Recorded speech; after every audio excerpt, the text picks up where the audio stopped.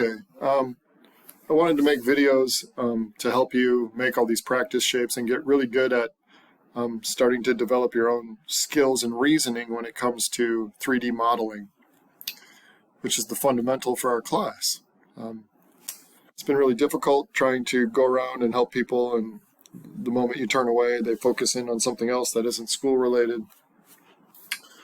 Tough, you know, and so hopefully these videos will give you a different opportunity, a different environment where you can learn what to click on, how to click on stuff, how to dimension, maybe troubleshoot some of the things that can go wrong, and maybe we'll start getting higher level questions in class instead of having to deal with all these interpersonal issues that seem to be prevalent the most. So I'll get started and I'll do number one, kind of slow walkthrough. Again, this is what we tried to do in class. We tried to make this part right here. And I actually wrote down the steps that came to my mind when I just thought about how I wanted to make this part. And then you can see I did it for all the other parts on the sheet too. But we'll start with number one, and I'll make another video for each part on the sheet. And you can get a Mr. Senavani hands-on walkthrough for each one.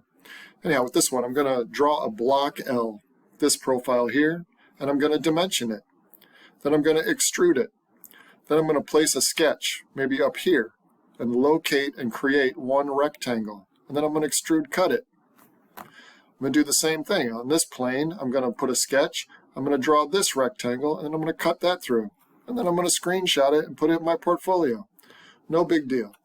If you want to add a step where you add appearances to all faces, that would be super cool. Or you can just add appearances to the whole body. But that's always an option, and it makes yours unique, and it's a good practice. Okay, so here we go. We're in Fusion 360. Here's the part. I'm going to start a new design. So you come up here, you click New Design to make a sketch. You click Create Sketch, and you pick one of the planes. I'm going to pick this front-facing plane and get on lines and draw lines. Now, I've noticed people hold the button in too long, and I'll show you exactly what that does. I think, so I'm going to hold the button in, and then I come over here, it starts making an arc, and I definitely don't want an arc. So I'm going to hit Escape to get out of making arcs. I'm going to select this arc, and I'm going to delete it. And then I'm just going to turn line back on and just draw a line from there to there. Okay? I know that all these endpoints are connected because my shape turned this light blue color. All right? So I'm confident that this is a closed shape or a closed profile. Now I'm going to click on Dimension and start dimensioning. And all you have to do is click a line, pull away, and click. And then while it's blue like that, type the value. And this value is going to be a 2. So that shrinks a little bit or gets a little bit bigger. This one's going to be an 8. This one's going to be a 5. And zoom out a little bit. This one up here is going to be a 2. Okay? And I could try to dimension here, but because these are all perpendicular, these little symbols mean that they're perpendicular, and this is 8 and this is 2, when I go to dimension this, it gives me this dimension would over-constrain the sketch, create a driven dimension instead, and I'll say sure. So basically, you don't need this dimension because 8 minus 2 is going to be 6. And that's just the way math works. Okay, I'm going to finish the sketch. I'll hit the little house so we can really see the magic, and click Extrude. Extrude is right here, okay? If your extrude isn't there, let me know, because I will make your extrude go right there.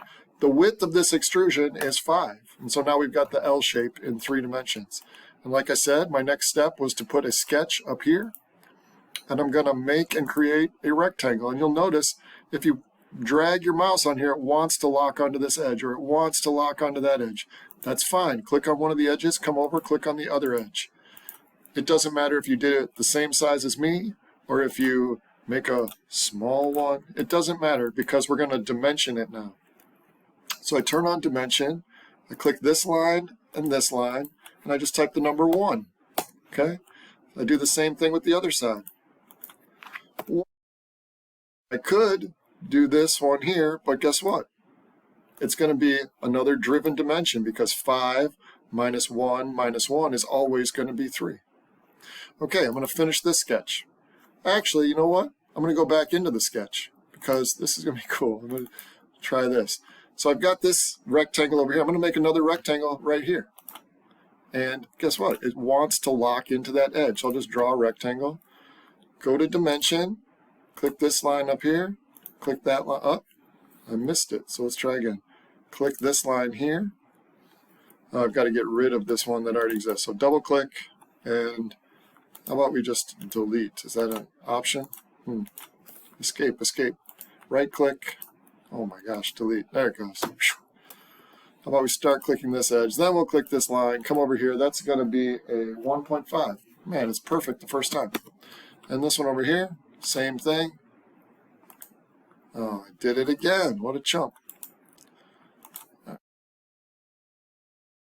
Delete, delete, delete, delete. Oh my goodness, I'm having a hard time deleting this dimension. Oh my goodness. Cancel. Delete that. Alright, there it goes. About to get crunchy. Alright, let's try it the other way. We'll pick the edge. Oh my goodness, we'll pick the edge first. And the other edge. Geez, 1.5. So it was good to begin with. We have to say how deep this goes, and let's put that in. Is it 4.5? No, it's just 4. And of course the wrong line moved. So if that kind of thing happens to you, you can use this collinear constraint, and you can click this edge and this line and just slide it over. And now they're the same. Now if we hit the house, you'll see I've got this and this. So I'm going to do 2 different extrusions. One's going to be this, cut it in, and that is the value of 1, or actually -1, my bad. -1. And then the sketch disappeared, but I could turn it back on here. You just go into your sketches and click the little eyeball. You have the power to make things visible or invisible. And this just goes all the way through, so we just drag it down, game over, make the sketch invisible again. So that's one of many ways to make this shape. And it took me, 5 minutes or whatever with all the explanation and messing up with the dimensioning and blah, blah, blah. If you wanted to add appearances, well, that's maybe another video, and we'll just leave it at that. Thank you. Don't forget to screenshot and put it in your portfolio, okay? You can take a nice snip like this, get one going like this, and save that, and then maybe make another one where you're looking at it from another angle or another angle. So play around with it and get a couple good shots, okay? All right.